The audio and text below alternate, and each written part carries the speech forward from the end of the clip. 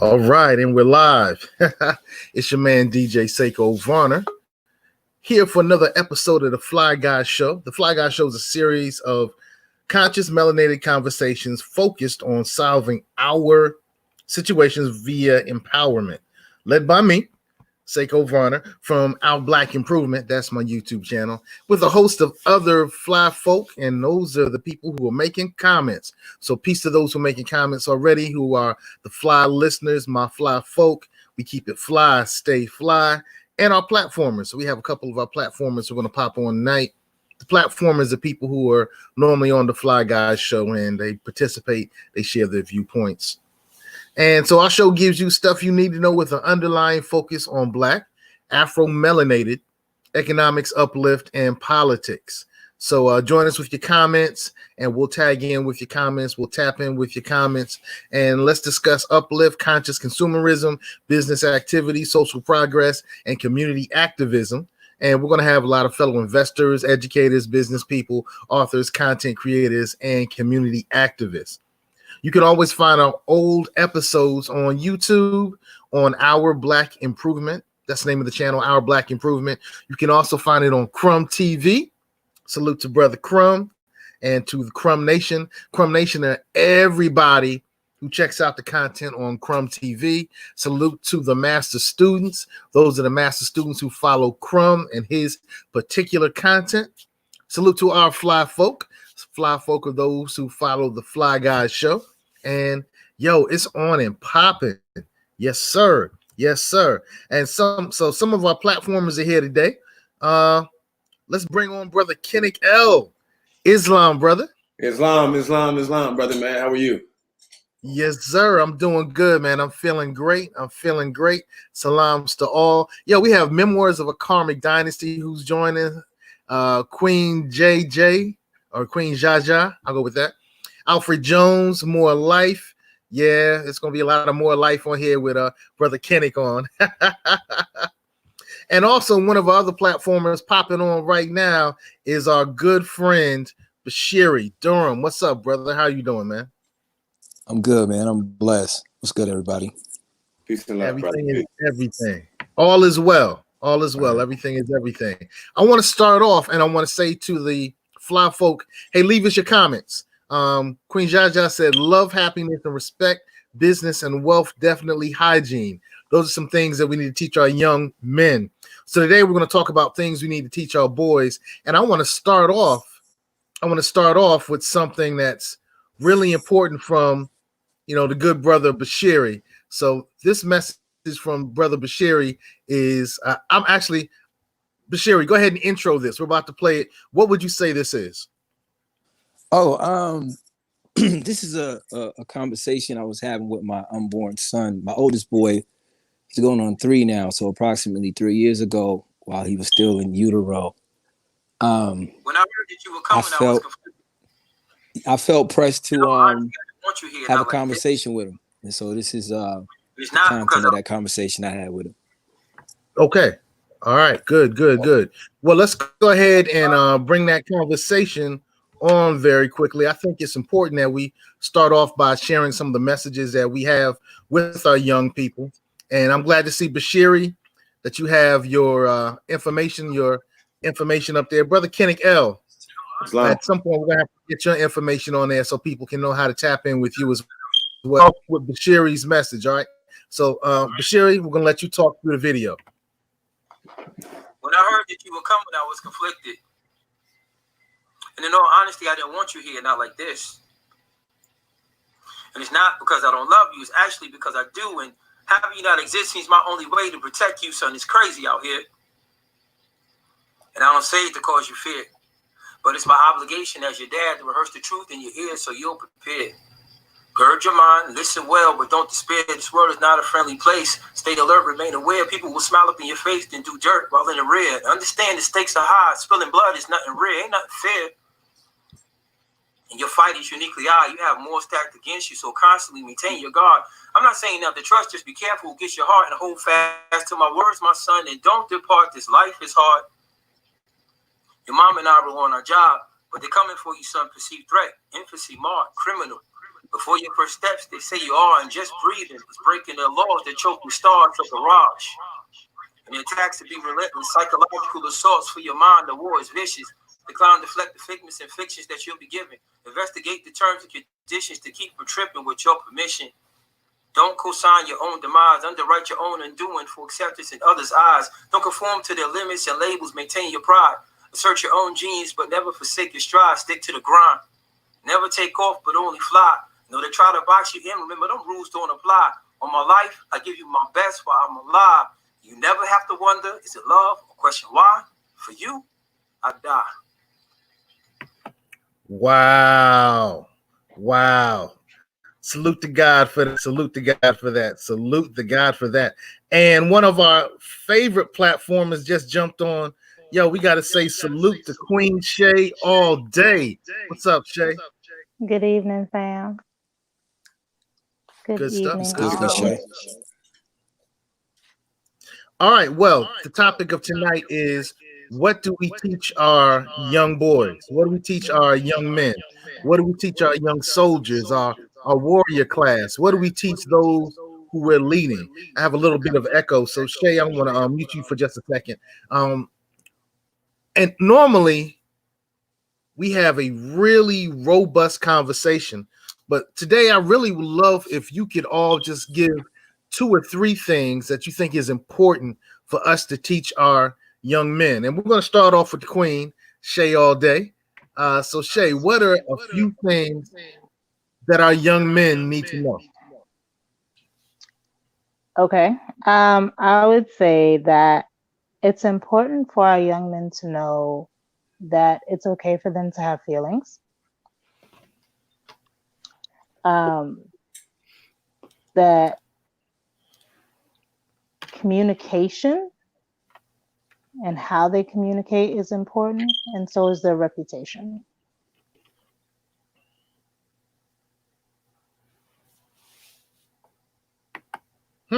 Okay. Good stuff. Brother Kennick L. Yes. Your turn. Peace more. Peace. Can y'all hear me well? Yeah. Still got that echo. Got you. May just be a little bit. First, praise Allah, honest to his prophet, honest to Brother Seiko, honest to Brother Crumb, honest to all the guests, the listeners, everyone. Appreciate y'all having me. It's an honor to share my portion of understanding on this subject. And what I would say is kind of generalize it. A few things is first is knowledge, wisdom, and understanding. We have to teach our children the basics around knowledge, particularly knowledge of self, understanding who they are, who their forefathers were, the history about us, the really get in tune with the spirit within us. We have to teach them wisdom so they can understand how to apply that knowledge and be productive in this world. And we got to teach them understanding. And then a few other things would be knowledge, wisdom, understanding, food, shelter, equality, and water, the basics to be able to provide those for themselves, their families, and loved ones. So those would be, if I could select 7 words, those would be the top 7. I would say knowledge, wisdom, understanding, food, shelter, equality, and water. And the basics around those, because those are universal and they apply to all of humanity, all of civilization. And that's first thing that we all need. So that would be my general thought. And that's what I'm teaching my boys, that's what I teach my sons, so. All right. So Bashiri, man, what are 3 things that you think, you can go 3 or 7. What are a few things you think are important for our young men to know? But everybody else has already articulated. Definitely knowledge of self. You definitely have to have those survival skills, wisdom, understanding on how to navigate, again, these spaces that we find ourselves in that are cluttered with impediments, right? And so I think, though, there has to be an emphasis on being connected to community, right? And that first community being family, and understanding your place and the unique contribution that you bring to your family, right? And so once you have value of family, which comes from cultivation of knowledge of self, you know what it is to protect your community, right? You know what it is to have honor for people who struggle like you, who live like you, who look like you. And I think it all goes back to how we perceive our women. You know what I mean? We really have to get back to esteeming the women in our community. And I think the mark of any nation, in terms of them being civilized, is how we're treating our women. So we really got to teach our sons the value of the Black woman in the community. Queen Shay all day is we're already getting the people. Yeah, they like Queen Shay all day. You have sons, right? Yep, 2 boys. Okay, and Brother Kennick, how many children and how many sons do you have? 2 sons, 4 children total, and 2 sons. 4 children and 2 sons. Yes. And Brother Bashiri, you have how many? I got 3 and 2 sons, maybe a posse. All right, and I have a son and a daughter. So the interesting thing is we all have sons. Right. And Brother Kennick, Brother Bashiri, you know, we were all raised and we were somebody's son at some point. So let's kind of talk about our experience with fatherhood, with the fathers that raised us or didn't raise us. And it may have been your uncle, it may have been a grandfather, it may have been somebody who had a father influence on you. But was there anything that you learned from those men that have influenced the raising of your son? Actually, Queen Shay, I think you can do that as well. Is there been any older men, you know, father figures in your life who have left the example that you use to raise your sons? Who want to go first? On you, Kenny. Praise Allah, I'll go first. So, yeah, honestly, my grandfather was really the primarily the role model that I had. My father committed suicide when I was 10 years old. So I grew up without having my father in my life. And like many young men, we grew up in a single parent household. So, you know, I do look to my grandfather as one, probably the strongest role model. My uncle was very active as well. However, it wasn't as many men as I probably felt like I needed. And I think that is too common in our societies, that too many of us grow up in single parent households. And, you know, during that time when I was younger, it was a strong, independent Black woman was the message that was being promoted and pushed. So many of us, we have the issue that I feel we have is a lack of trust towards older men. And I think I've shared that with a few of my elders, was that because growing up, I didn't have a man in my life, you know, consistently that was there for me. I kind of lacked trust and confidence to advice from men older than me. So if you tell me something, I'll listen to you, but I don't believe you're going to be around long enough to see it through or to help me when it's time to actually apply it. So, you know, that's why I give high honors to my grandfather, because he did what he could. My uncle did what he could. But I do think that that is a huge gap that we don't have enough of that. So we need more men that are leaders in the community that are willing to step up and help other children and other families who don't have that, who have that void in their life. And those of us that grew up in that environment can relate to them and can be that and kind of give them what we lacked. So it's kind of one of the things with my upbringing that grew up and kind of shaped and influenced who I am and how I look at people and things. So that's what I would, I guess, ask all men to help others with. Man, go help somebody else, child. Man, help some of these youth that need role models. If you're doing a great job with your children, then help their peers. All right, good point. Interesting. I'm sorry that your father, self-transitioned when you were that age. It taught me a lot about life and death. He served in the Navy, so I learned a lot about, guns and the status of grief very early in life. And it taught me that there are a lot of things that are happening beyond your control. In the same way we celebrate when people are born, we got to celebrate when people die, because it's still a celebration of life. So it taught me earlier that death is not an enemy. It's not as bad as people perceive it to be. Ashe, and we salute your father's service to the community through the military.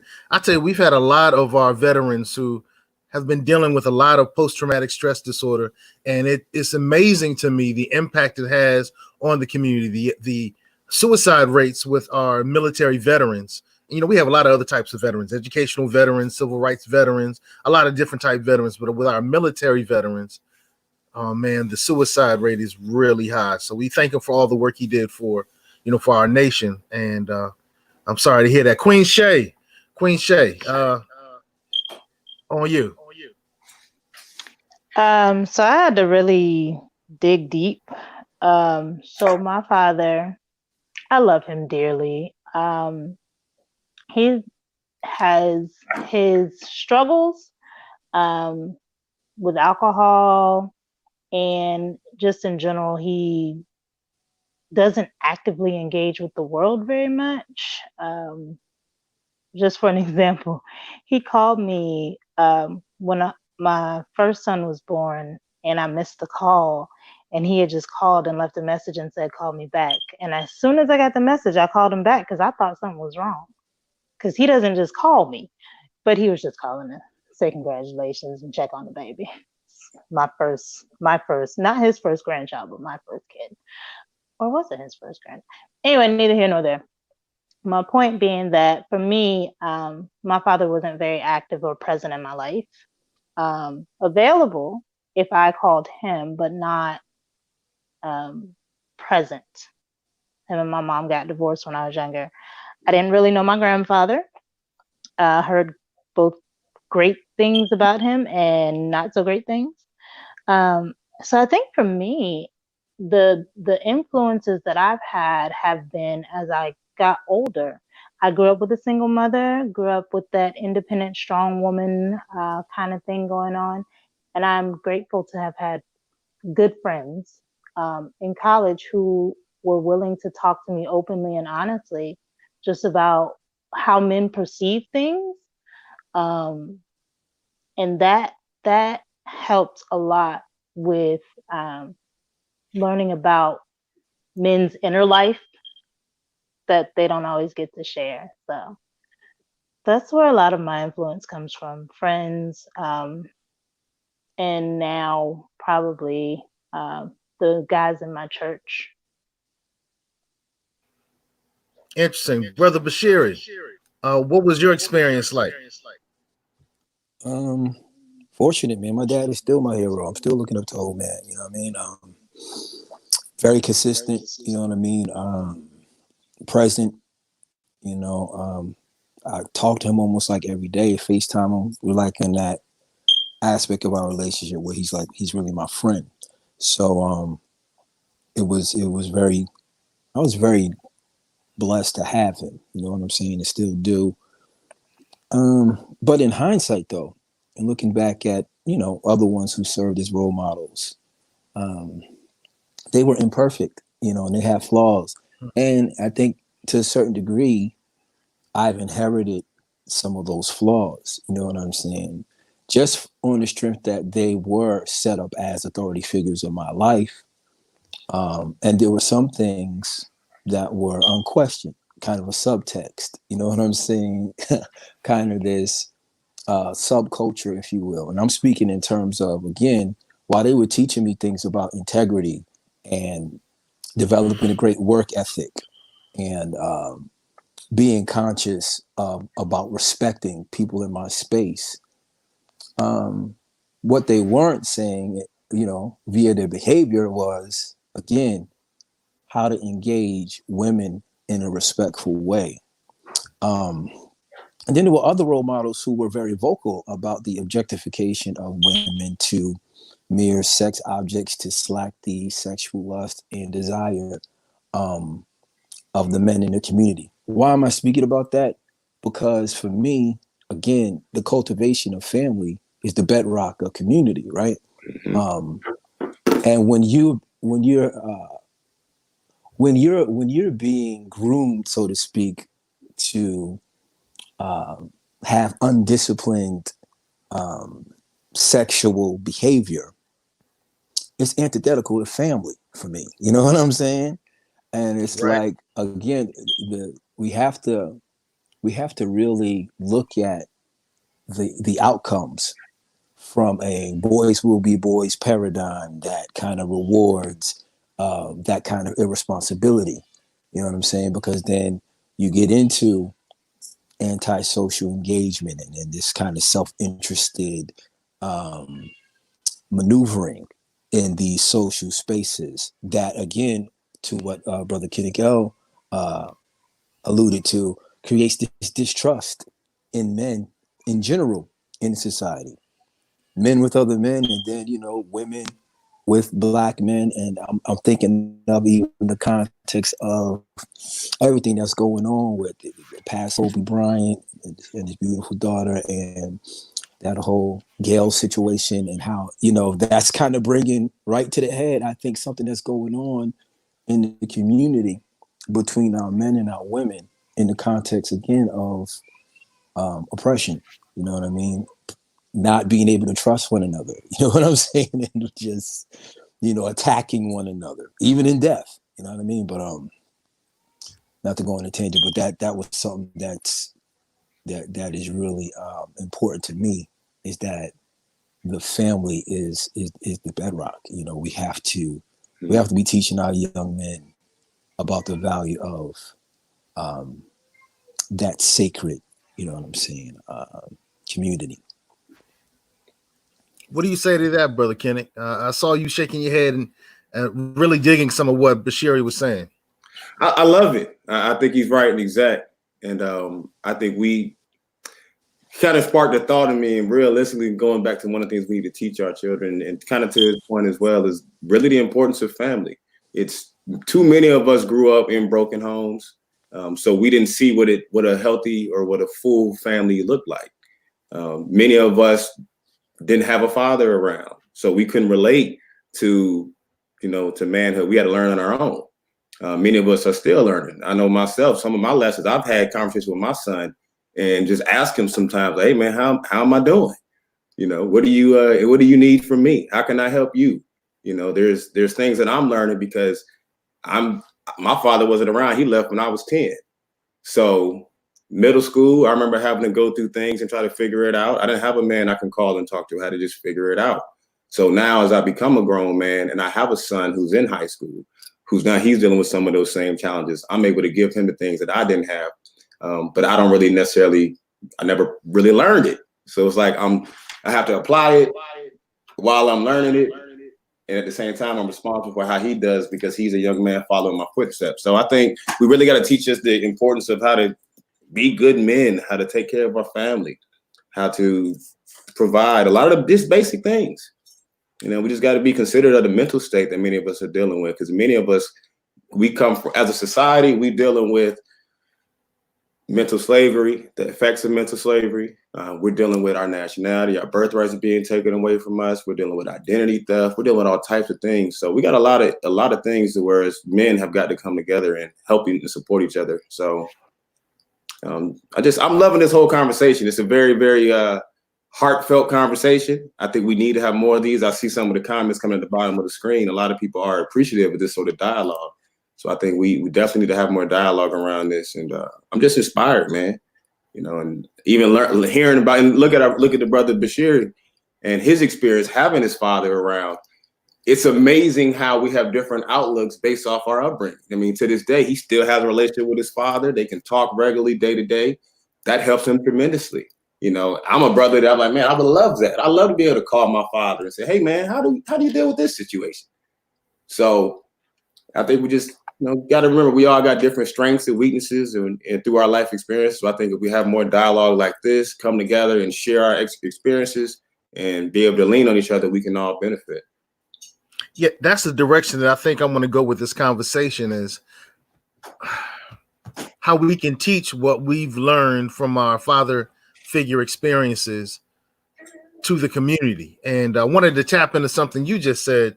Yeah, I would love to be able to call my father up and talk with him. He transitioned to the ancestorship about 10 years ago. And miss him every day. And it's really challenging now because my son is in his second year of college, doing great.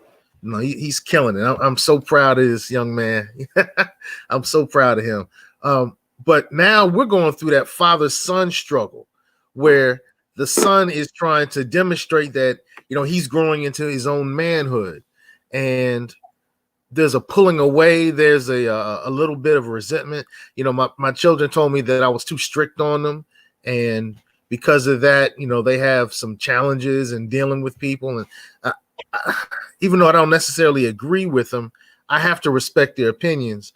And it's interesting to me that the way that I was raised with my father, my parents were together, so my father was in the house, and my parents are pretty strict.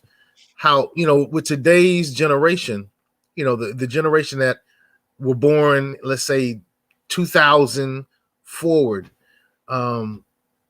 it's amazing the mentality, the value shift, just the activity shift that's happened.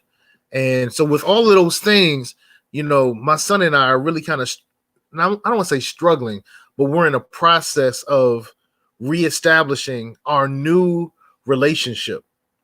And I remember when I came home from college, I had to reestablish a new relationship with my father. I was able to say, Dad, you taught me this, you did this, you did this, you did this. This stuff was wrong, and we had those conversations, but I know there was a bit of a challenge for a minute. And so I'm going through that now with my son. And now that my father's an ancestor, I don't get a chance to necessarily have dialogue with him in this way. So even though he visits me and, I get messages from him, I don't have the same type. I can't call him up on the phone and say, Dad, you know what your grandson just said? Or, Dad, let me tell you what your grandson just did. He did this. I don't have that opportunity. And in many ways, Bashir, I'm kind of jealous of that right now, man. But look, we are all parents.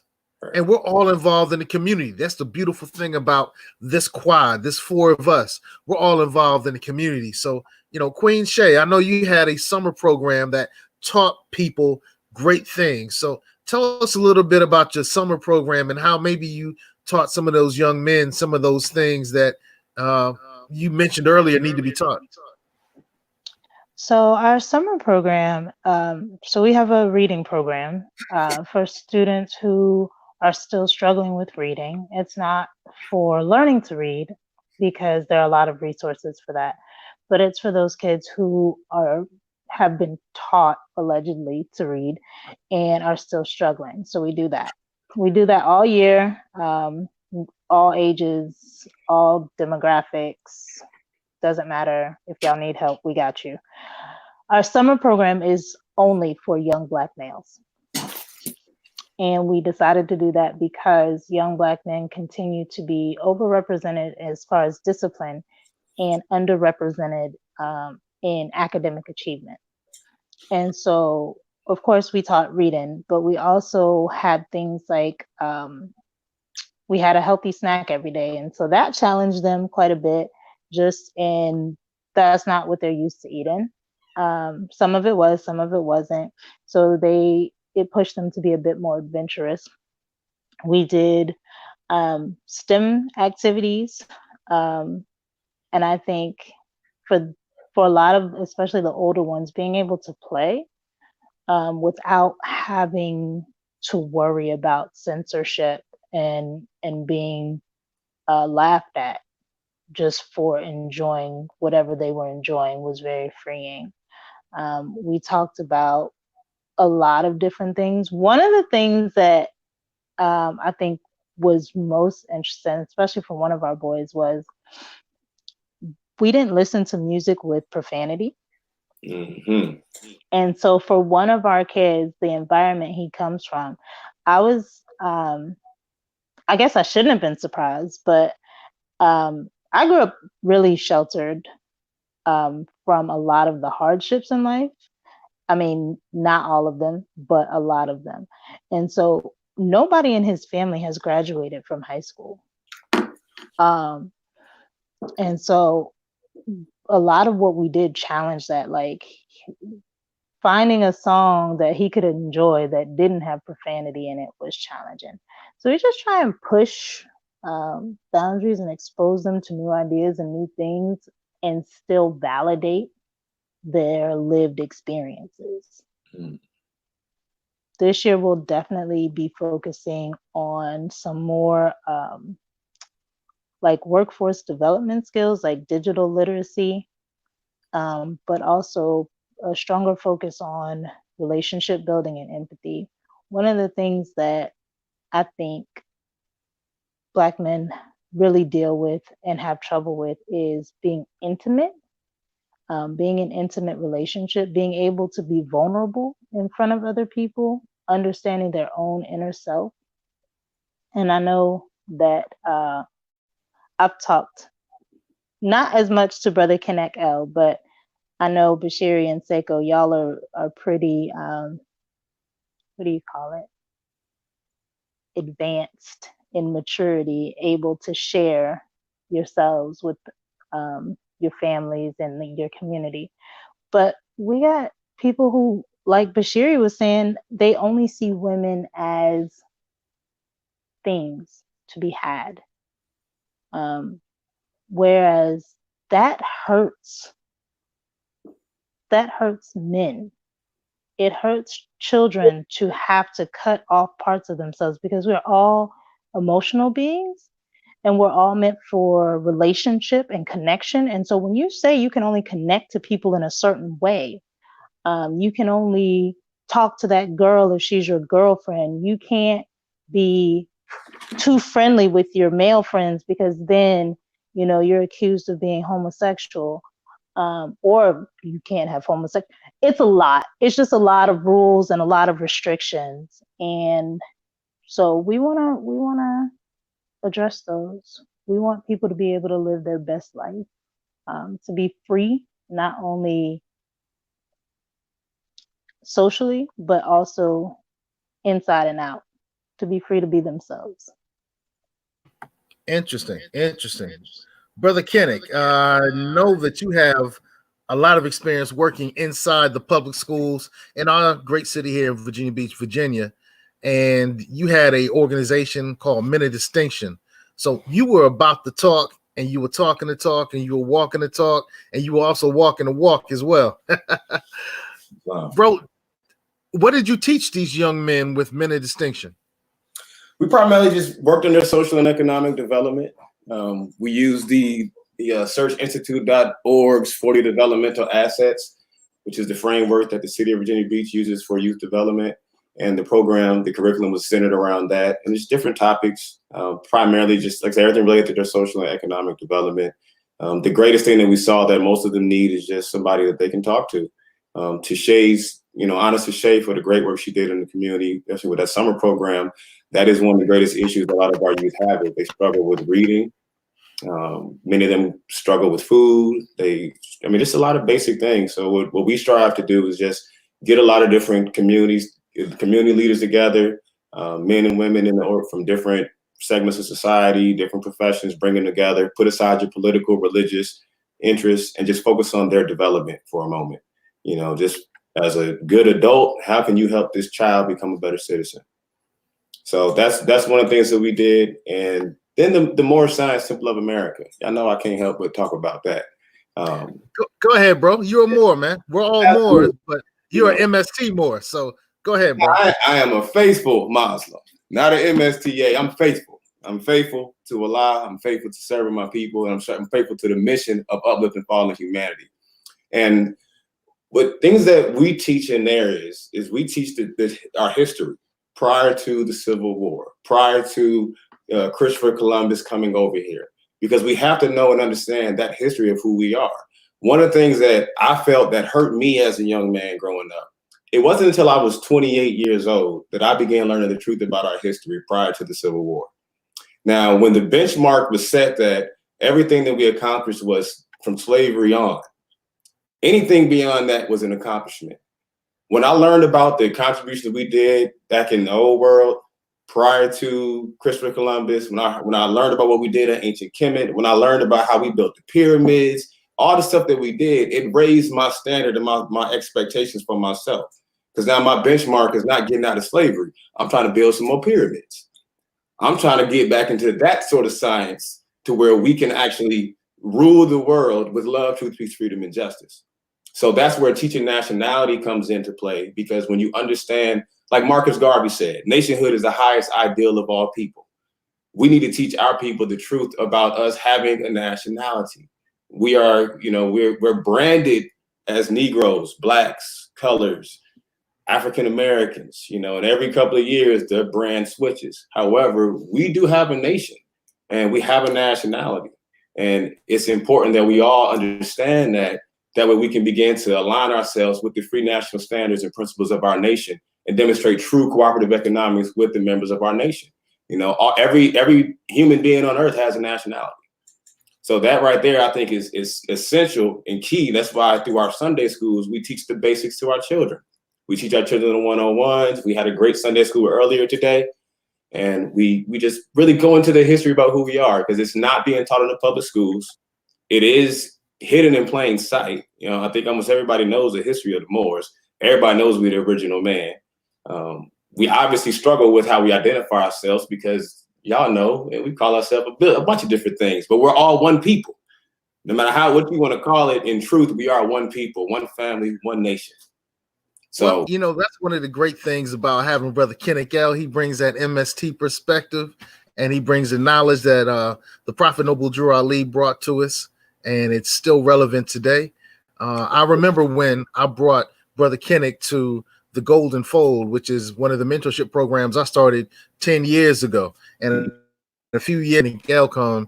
And, we'd always talk to them about the African presence in early America before Columbus. We talked to them about the African presence throughout the world, the African achievements. We've discussed nationality. We discussed different terms. And, I got to do our normal disclaimer on the Fly Guy show. Although we will have brothers who, move away from that terminology, a lot of us may use the term Black, color, NBCs like the MSCs will use. We will use Negro. We might use Black. Well, we might use Negro. We're definitely going to use Black. We're going to use African American. And we don't necessarily trip off of that because we understand the fullness and totality of it. So you're going to hear those terminologies. But for those of us, and it won't be Kenneth, but it might be everybody else, we're not stupid. We don't think we come from a country called Black, a nation called Black, a planet called Black. We know we're not talking about a color when we use the term Black. We know we're using the term Black and it refers to people of Aboriginal, Indigenous, first people on the planet, people of African descent. You may have some other nationalities or races mixed in with you, but that's cool. If you're part of the African diaspora, you're what we call Black, and we use that term loosely as a colloquial. We're not using it because we're stupid, and that's why you won't hear that discussion on here. But I had to do my normal disclaimer. One of the important things is understanding who you are.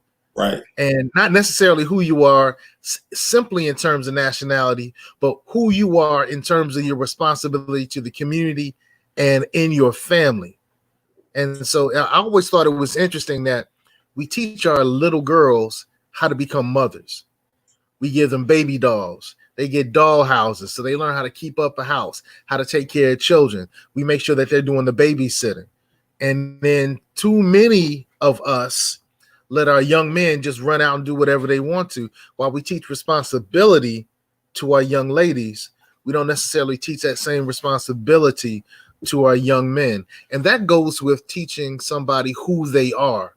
When you know that who you are some of your responsibilities define who you are in the family, the community, the nation, and race, then you grow in that movement, you grow in that knowledge, you grow in that culture that you are somebody based simply on some of your responsibilities.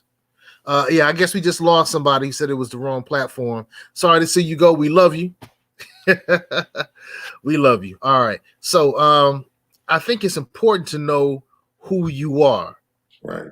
And so I know with Brother Kenneth L. and the Moorish Science Temple of America, they teach who they are. Brother Bashiri and Queen Shay, we'll let Queen Shay start it off, ladies first. What have you taught your sons about who they are? So for us, our identity is rooted in our faith.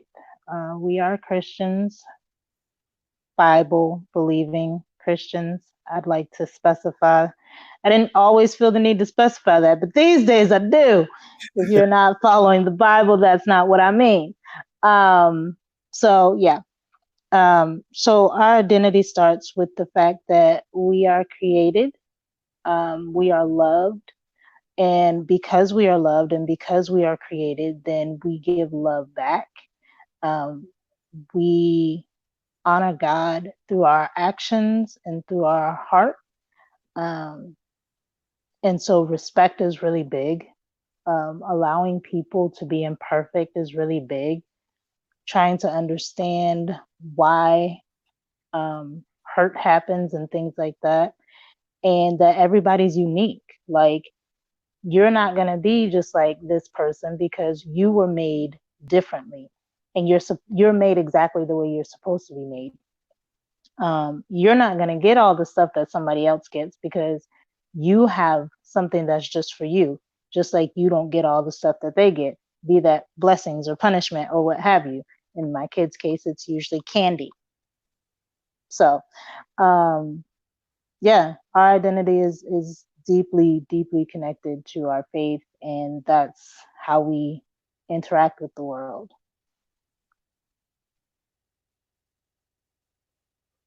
All right, salute that, brother Bashiri. What do you teach your sons about who they are? Again, it goes back to even what I was trying to share through that piece that we played at the opening. I'm trying to pull out this thread real quick mentally.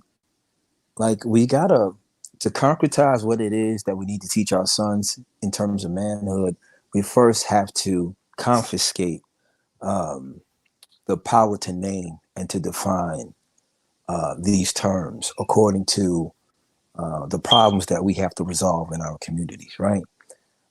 So to be a man in the context of white oppression and domination, where an economy is based upon your denigration, right? Your dis-ease, your sickness, your alienation with yourself, with your woman, with your community, okay? That means something really different from somebody who's not circumstances, right? So when I talk to my son, I named him a warrior name. I had to fight for his name. His name is Kwali Asani Malik. It means Truth Rebel King, right? And I named him that because I want him to understand that who you are in terms of your orientation in the society that you happen to be born in is a person that's going to have to be very resilient. You have to be diligent. You know what I'm saying? You have to be resourceful. Okay. So what I'm teaching my sons right now is to understand, again, the economy of relationships, because the real revenue are our relationships. When you're talking about trust, you're talking about building a business, you're talking about resolving issues that plague many of our communities. When you're talking about an economic intervention that needs to be facilitated, right? And so for my sons, as I see it, again, the real currency are these connections, and we have to have deep connections. Now, although I did grow up with my dad, and I still have him as a best friend, and I had all these men who were supportive, and like I told you, they had their own blind spots. And I like that you touched on it, Seiko. We're telling our daughters one thing, and we're telling our sons something different. Okay, because I know I was told really men in my community that the badge of manhood was how many random sexual encounters I could have with the women in my community, right? But then we're telling our daughters to be chaste and to wait till marriage and to be these mothers. It's like, okay, these mixed messages, you're setting the kids and the community and the future up for failure at the most fundamental relationship, all right, which is between this man and this woman potentially.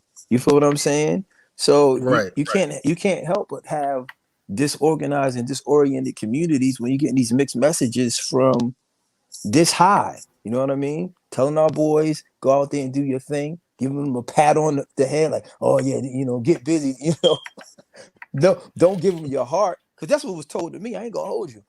What was told to me was, make sure she loves you more than you love her, and you never get too emotionally attached. You know what I'm saying? You just kind of do what you need to do and move on. And it's just like, that is so damaging. It's so fundamentally damaging to the unity that's necessary for us to mitigate the challenges that we face as a people.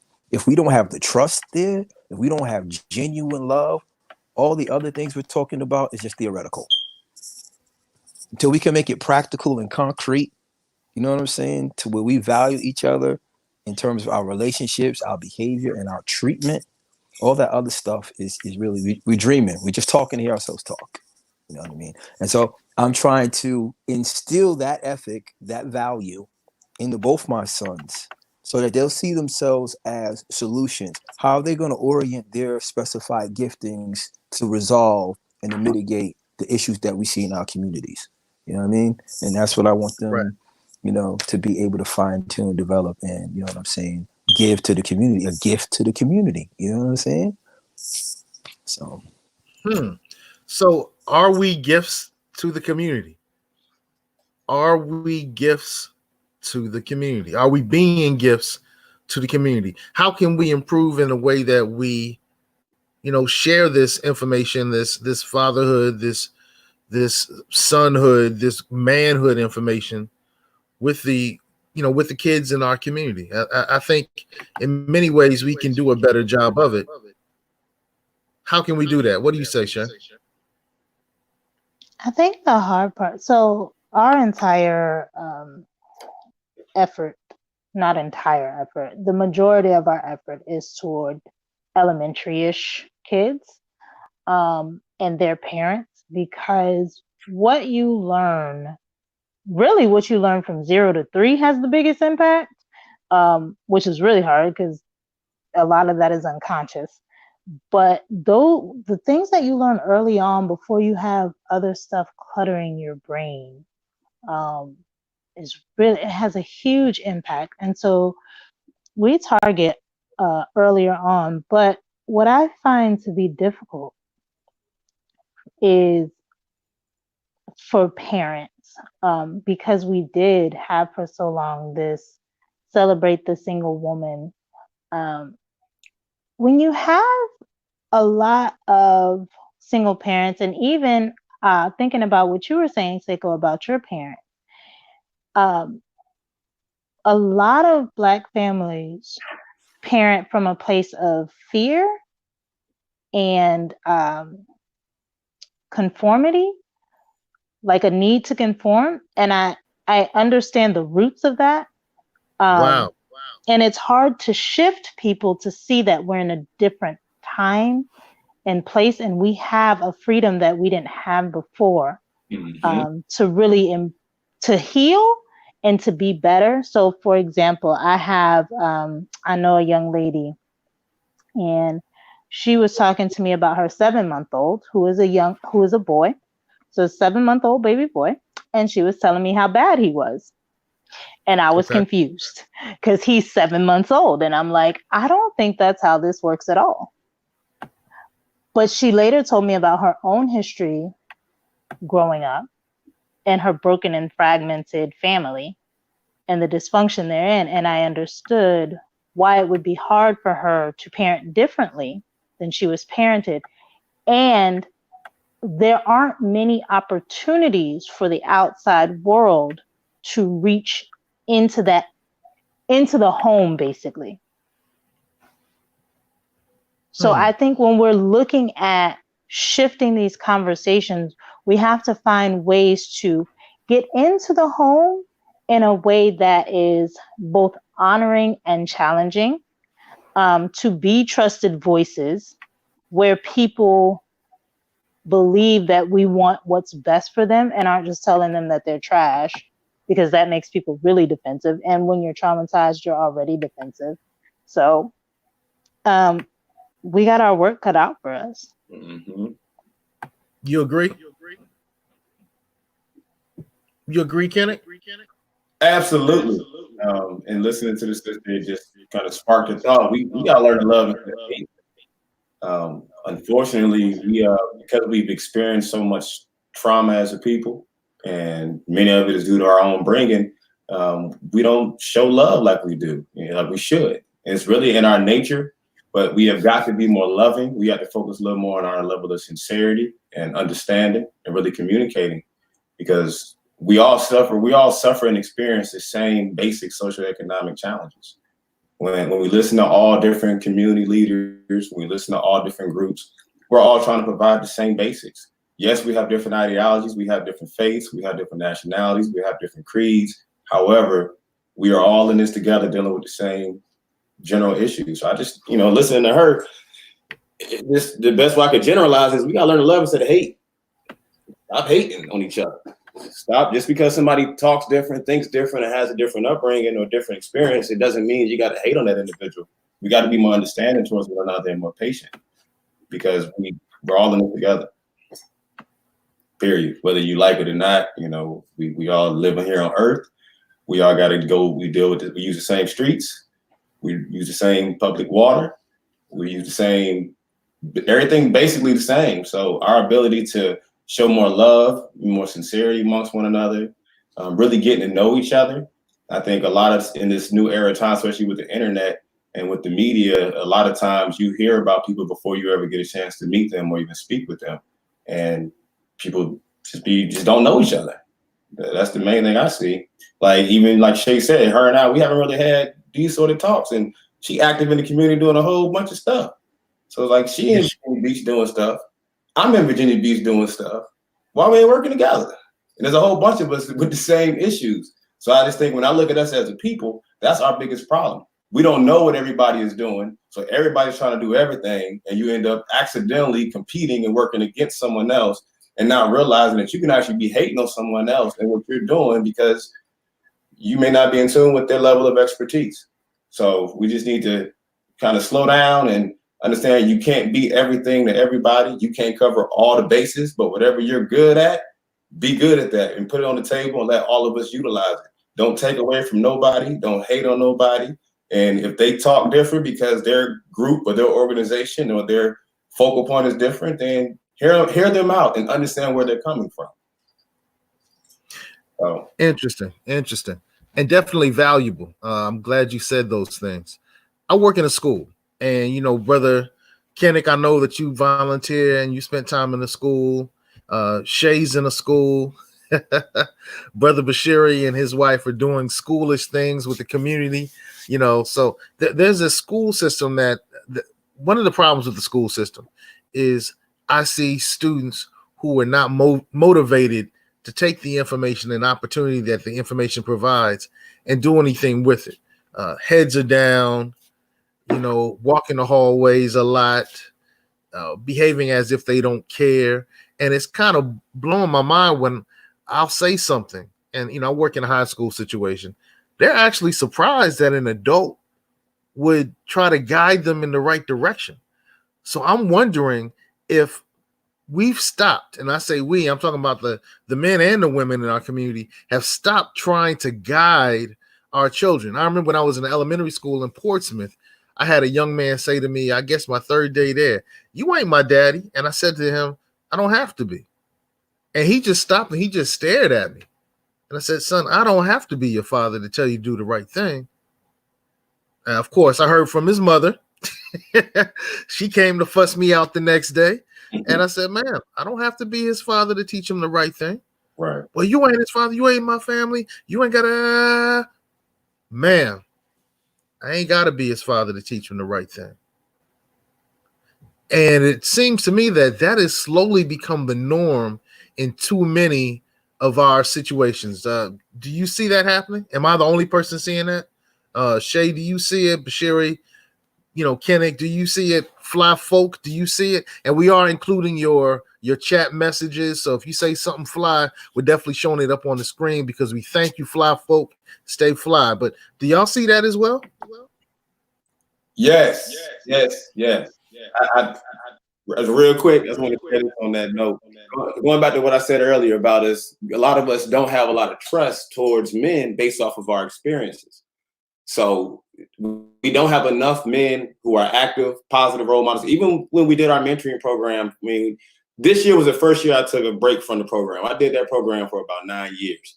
Our biggest challenge every year was trying to find men to volunteer in the community.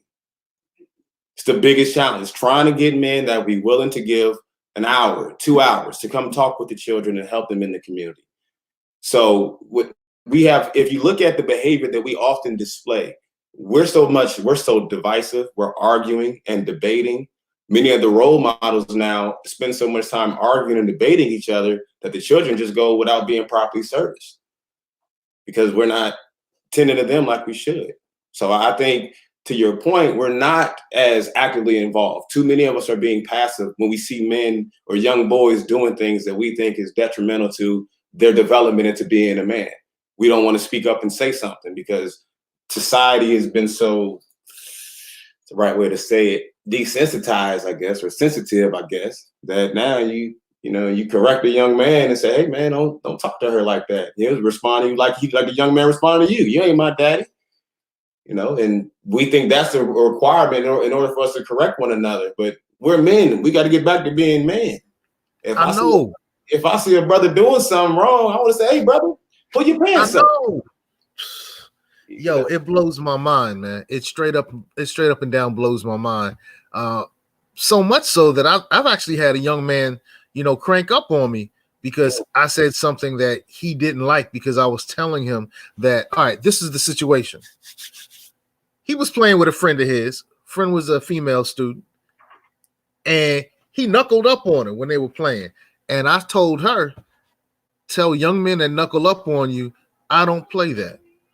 We do not want to share that it's okay to even be play violent towards our women. And dude was, he was like, oh, who are you? He tried to knuckle up on. Well, he didn't knuckle up on me. I think he knew better. And it may also been he was in school. I'm not gonna say that I'm like the most intimidating dude and nothing, but what he would have caught it. But it's interesting to me that when you try to reprimand them, their parents aren't reprimanding them. Their parents are guiding them. The community in some ways, and I'm saying aren't. And truthfully, I'm really saying that aren't enough of the community members guiding them, man. It blows my mind, but I know that we need more of us to stand up and do those types of things. But Sherry, we need you in the schools, bro. We need you in the schools, bro. It's crazy you say that, man. I'm working on the curriculum right now to really, it's a 12-week program to really kind of serve as that rite of passage, if you will, for our young men, and getting back to a lot of the things we've been articulating tonight on this platform via this forum. It's just funny, that energy, you know what I mean? Like, it's got to be directed.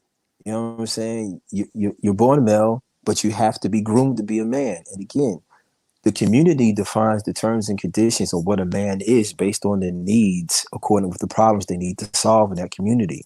So there's just no abstract idea, oh, you do this and now you're a man. That's divorced from concrete community. You know what I'm saying? That's why it's big that we have to really redeem your voice, you know what I'm saying, and everybody else's voice in the community as valuable resources for our young men and our young women to glean from. You know what I'm saying? And I think this idea of being an individual doesn't work for us. You know what I'm saying? I mean, you've got this culture where it's just pushing this rugged individualism, and it's not true. I mean, there is no individual without the community. You look at who you are. I look at myself. I'm a composite personality made up of two people, my mom and my dad. I couldn't exist without two people coming together. There is no individual divorced from a community, a group, right? And so that group does have a say-so in how these children are being groomed within the context of, again, how are you going to use your natural ability and giftings to uplift the entire group, to improve all of our situations, so that people that come after you, even your kids, will have a leg up. You know what I'm saying? And we'll have an opportunity to go even further than where you were able to go. But if we don't have the trust there, if we're at each other's necks, you know what I'm saying? If we don't have the humility to say that maybe somebody has a different perspective that may be valuable that I could use, you know, we're just talking. We won't get nothing done. You know.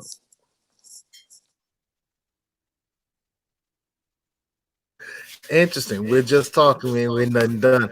Yo, we've reached about an hour into this live, and you know, let's give some last thoughts. Let's give some last thoughts. I want to salute all the people who've been dropping comments, all the fly folk who've been dropping comments. Stay fly. Shay U's in the house.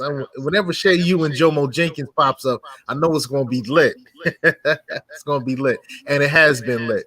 So, yeah, let's give some last thoughts. So, you know, Brother Kenneth L., what are some last thoughts on things that we can teach our young men?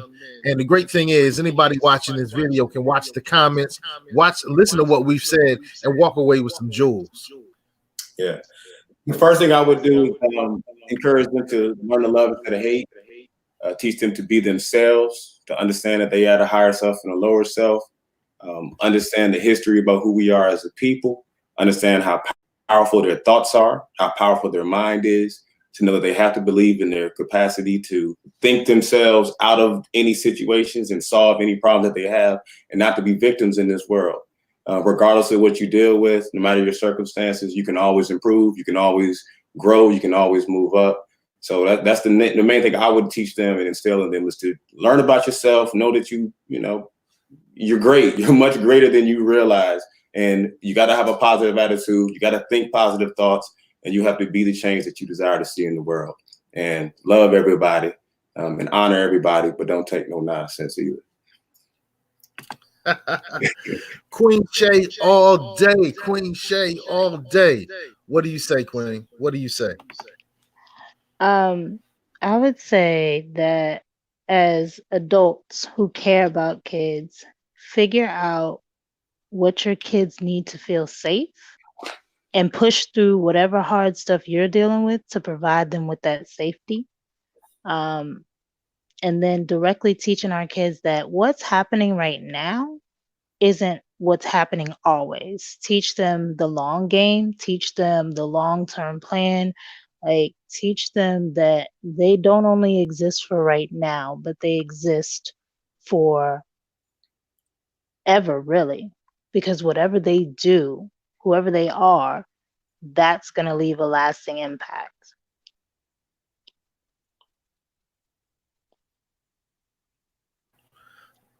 All right, I can rock with that. I can rock with that. That's why they call her Queen Shay all day. Brother Bashiri, man.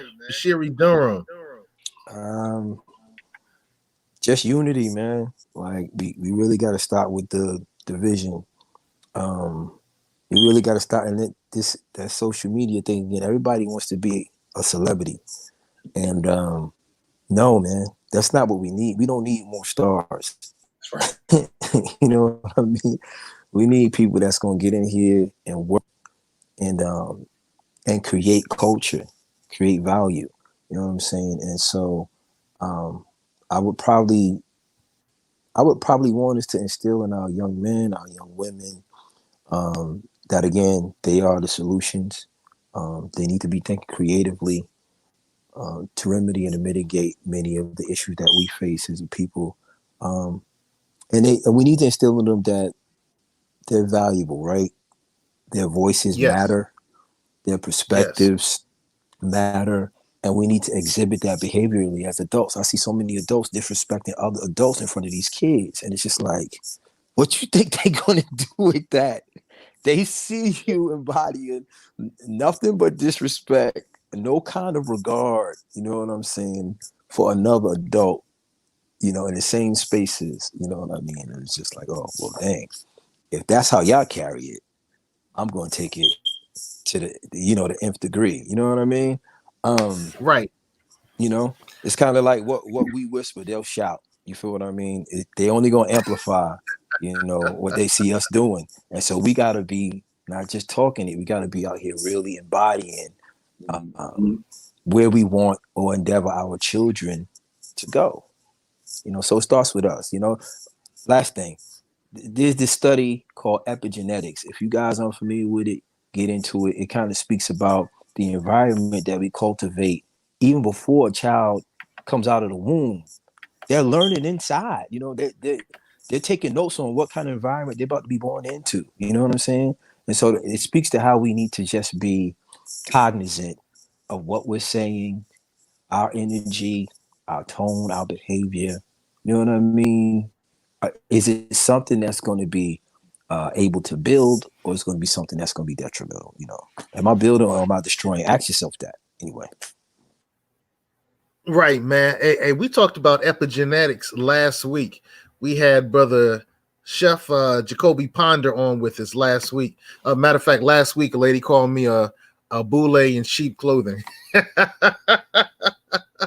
But we talked about epigenetics last week, and the concept was get out of your cotton picking mind. Stop thinking like a slave. And we had brother Jacoby Ponder on. So on YouTube land, you can check that out. It was a great build. Oh man, Jacoby brought it. Jacoby. Now, of course, Jacoby and I disagree on a couple of things, which is the reason why the sister said that I was a boule in sheep's clothing. But it's all good. It's all good. It's all good. And let's go ahead and close with everybody giving, a little bit about their movement and their social. So, of course, I'm going to start with the maker, the owner. Oh man, I'm going to spark with the sister online. So, Queen Shay all day. Give your movement. Give us a little bit about your socials, where people can find you, and what you're up to.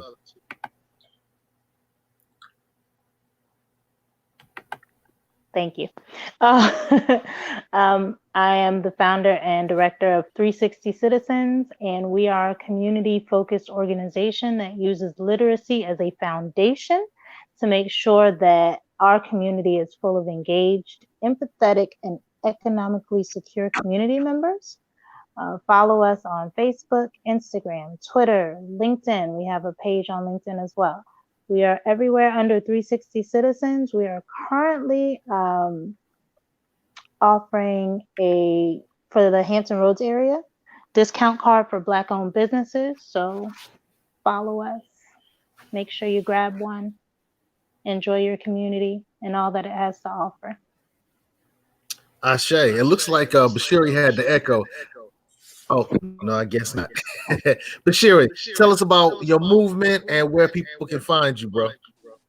Right now, occasion is the right words for right now. Instagram, Facebook, check me out. It's therapeutic poetry, using the arts to really encourage the community to see itself as its own solution. Also, co-president, co-founder of Black Brand Hampton Roads Regional Black Chamber of Commerce, blackbrand.biz. We on Facebook, we on Instagram. Hit us up, get involved. Let's move the movement. All right, yeah, that's brother Bashiri. He does sound like Prodigy. We caught that a lot the last time. He does sound like Prodigy. All right, and brother Kennick L, man, where can people? And by the way, Kennick, man, I know there was a controversy that you were caught up in last year, 2019. I'm glad to see that you came out of that strong. All right. So, brother Kennick L, where can people find you, and what's your movement? Praise Allah, honor to his prophet. I am a faithful member of the Moorish Science Club of America. I am connected to the Moorish Divine National Movement of North America. I do serve as our Supreme Grand Divine Minister out of our home office in Chicago, under our leadership of our Supreme Grand Sheikh Kenya Umar Bey. So you can catch me anywhere in America, uplifting fallen humanity. Do a lot of work here in Virginia, obviously. Every Wednesday in Virginia Beach, we have a civics and law class at right next to, it's 977 Rion Drive, right next to the Desmond's vegan soul food. I always get the name off, but you can catch us over there. Upcoming, you can catch me. I'll be at Christian Way Ministry on March 21st. We are having a speaking engagement. It's actually on the power of thought. You can go to Eventbrite and just put in power of thought, and you can get tickets to that event. Be a lot of different guest speakers and a lot of guests to be out there. You can catch me at one of the temples. We have multiple temples here in Virginia. Fridays, we have meetings in Virginia, in Norfolk, at Conscious Planet, 2718 Granby Street, under the leadership of our Grand Sheikess Camille L. You can catch us in Newport News at 5002 Jefferson Ave, and with our Grand State Temple under the leadership of our Grand Sheik and our Grand Governor and our Supreme Grand Historian, Corey Linde L. We also have a location in Chesapeake where we teach out of. Next Sunday, we just catch me on Facebook, Kinnick L. Kinnick L Speaks is another page. I would keep going, but I don't want to take the next 10 minutes talking about everything we're doing. But I'm doing a lot of different things. I'm very active, and anything I can do to help and support any of you, count me in. I do have a race pride. I love our people, and I believe our condition can improve. So I'm here to serve. Ashe. And I'm your man, Seiko, DJ Seiko Varner. You can catch me in the mix on my various platforms. You can check out some of my mixtapes. You can check out a lot of the great things that I'm doing. If you just type in Seiko Varner, you're going to find me. Of course, if you look at Seiko Varner on Instagram and Twitter, and my production name is Grandpa Crunk. I know it sounds crazy, but it's crazy good music. So if you Google Grandpa Crunk, you're going to hear some great jazz music with a little crunk, a little twerk, a little trap influence.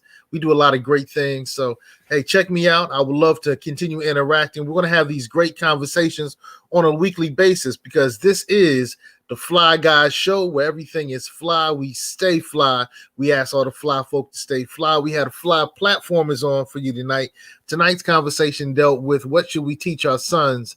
And we didn't come up with a laundry list just to hand out. You know, watch the video. You're going to get some great information from Bashiri, from Brother Kinnick L, from Queen Shay all day, and from all the fly folk who left some great topics and great things they need to teach our sons so we can all learn from each other. And I didn't say necessarily what I thought was important to teach our sons. So I'll say this. I think it's important we teach our sons to see it through. See it through. When you're up against a problem, meet it squarely face to face. See it through. See it through. Second thing I think we need to teach our sons is how to be empathetic, how to understand other people's feelings so we can address things in a way where all of us feel valued. Because when people feel valued, they work with you, and we need to work with each other to get some things done. And lastly, to be leaders. Mm-hmm. To be leaders. Now, I realize in a lot of movements, we always look up to this sky daddy, or we need, a sky mommy. We're always looking for this leader to lead us through the process. But we need leaders in our neighborhoods. We need leaders in our homes. We need leaders in our families. So if we can teach them to be leaders, then I think we can lead ourselves out of this. So peace to all the fly folk who left comments. Shay, you like jazz? All right. Yeah. Look for Grandpa Crunk. You'll find it. All right. And to that, I want to say to everybody out there in Crumb Nation, stay fly. All right, y'all. I hit the button to end the podcast. We'll see. This always takes a second, but I think it went pretty well. What do y'all think? Oh, let me go ahead and unmute Shay. I think it was a great show. It's an honor to be on the platform with you all. And I think we should do more of this. We definitely need to really get to know each other a little bit more in our respective movements. We see how we can align them. Because I know as an actor more